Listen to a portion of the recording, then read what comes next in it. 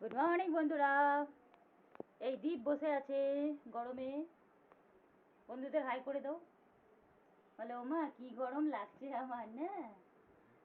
দীপ দীপ এই 2-3টে ওষুধ খেলো এখন এখন খেলো।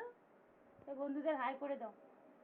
বলো বন্ধুরা কেমন আছো। ওই যে ও মোবাইল দেখলেই পালিয়ে যাবে, মোবাইলকে নিয়ে আবার ভয় পায় না। আমার দীপটা বড্ড ভীতু। ও তো ও তো বিদ্যুৎ চমকালে লাফ দিয়ে আমার কোলে উঠে পড়ে।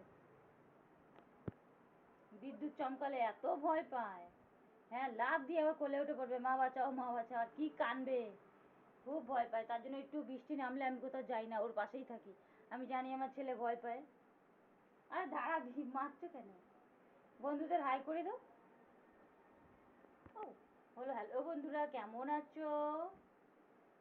দীপ দাঁড়াও বাবা।